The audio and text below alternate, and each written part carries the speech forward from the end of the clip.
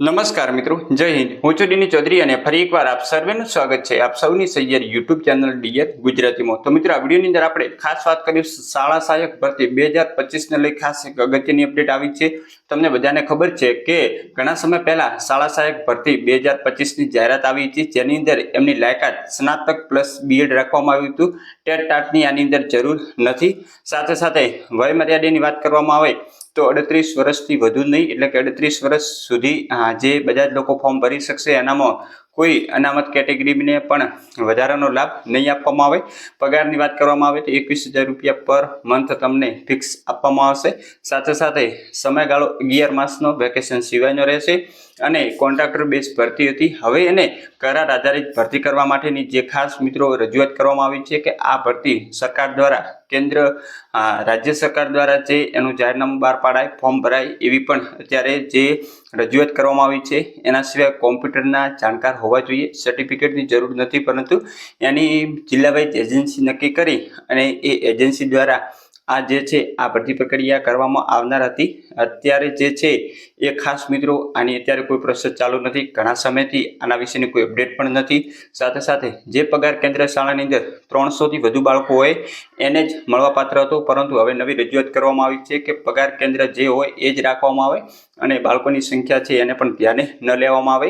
સંતોષકારી કામગીરીનું પરિણામપત્ર તમારે 11 મહિનાના અંતે મેળવવાનું રહેશે. એના પછી તમને રિન્યુ કરવામાં આવશે.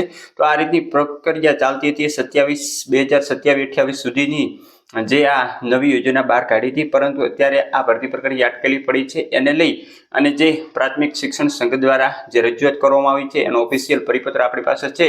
તો મોબાઈલની સ્ક્રીન પર જઈ અને પરિપત્ર વિશેની સંપૂર્ણ વિગત મેળવીશું કે એમણે શું રજૂઆત કરી છે. સાથે સાથે ચેનલ પર ન હોય તો સબસ્ક્રાઇબ કરી બેલ આઇકન પ્રેસ કરી દો, એટલે આપણે નવા વિડીયોની નોટિફિકેશન મળતી રહે. તો ચાલો વિડીયો ચાલુ કરીએ. તો મિત્રો, આ જે પરિપત્ર છે ગુજરાત રાજ્ય પ્રાથમિક શિક્ષક સંઘ દ્વારા કરવામાં આવ્યું છે, જે તમે અહીં જોઈ શકો છો. તારીખ પણ 24/9/2025 ના રોજ જે શિક્ષણ વિભાગને આ પરિપત્ર લખવામાં આવ્યું છે. માનનીય શ્રી ડોક્ટર કુબેરભાઈ ટિંડોર સાહેબ શિક્ષણ મંત્રી છે ગુજરાત રાજ્યના, એમને આ પરિપત્ર જે ખાસ સંઘ દ્વારા લખવામાં આવ્યું છે એની અંદર જણાવવામાં આવ્યું છે કે શાળા સહાયકની પસંદગીના જે આઉટસોર્સિંગના બદલે 11 માસના કરાર આધારિત ભરતી કરવા તથા પે સેન્ટર ન ફેરવવા બાબતનો ખાસ પરિપત્ર છે.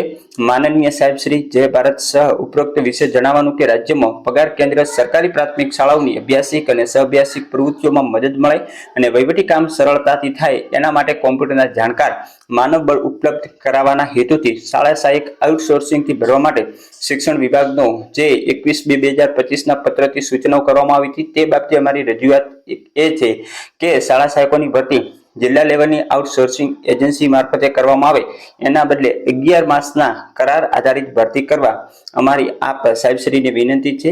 વધુમાં કે રાજ્યના દરેક જિલ્લામાં ભૌગોલિક વિસ્તારને ધ્યાને લઈ પે સેન્ટર શાળાઓની રચના કરવામાં આવતી હતી. પે સેન્ટર હસ્તકની 300 થી વધુ સંખ્યાવાળી પે સેન્ટર જાહેર કરી શાળા સહાયક આપવાનું જે ઠરાવમાં જણાવ્યું છે, એટલે પે સેન્ટર શાળા બદલાઈ જાય છે, જે નહીં બદલવા બાબતની પણ રજૂઆત છે. હાલમાં રાજકોટ જિલ્લામાં જે પગાર કેન્દ્રો આવેલા છે અને તે પગાર કેન્દ્રમાં આવેલી શાળાઓ પૈકી 300 થી વધુ સંખ્યા છે, ત્યાં પે સેન્ટર શાળા જાહેર કરી અને શાળા સહાયક આપવાની સૂચના આપવામાં આવી હતી. એ રદ કરી મૂળ પે સેન્ટર ચાલુ રાખવાની વિનંતી છે. અન્ય શાળાઓમાં પણ પે સેન્ટર બદલવાની પ્રક્રિયા ચાલી રહી છે, એ પણ બંધ રાખવામાં આવે. જે તે પે સેન્ટર ચાલુ રાખવા જિલ્લાઓને સૂચના આપવામાં આવે. આપનું વિશ્વાસુ દિગ્વિજયસિંહ જાડેજા પ્રમુખ અને જમીલ કુમાર પટેલ મહામંત્રી દ્વારા આ પરિપત્ર કરવામાં આવ્યું છે. તો હવે જે છે એ શિક્ષણ વિભાગ દ્વારા આને લઈ અને આગામી સમયની અંદર પરિપત્ર આવશે, જેની અંદર આઉટસોર્સિંગના બદલે 11 માસના કરાર આધારિત સરકાર જ ભરતી કરે એવું પણ આવી શકે છે. આ ઓફિશિયલ 24 તારીખનો જે પત્ર કરવામાં આવ્યો હોય એ તમે જોઈ શકો છો.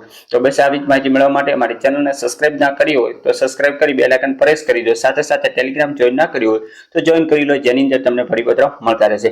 ફરી મળીશું નવી અપડેટ સાથે નવા વિડીયોની અંદર. ત્યાં સુધી જય હિન્દ, જય ભારત. Thanks for watching.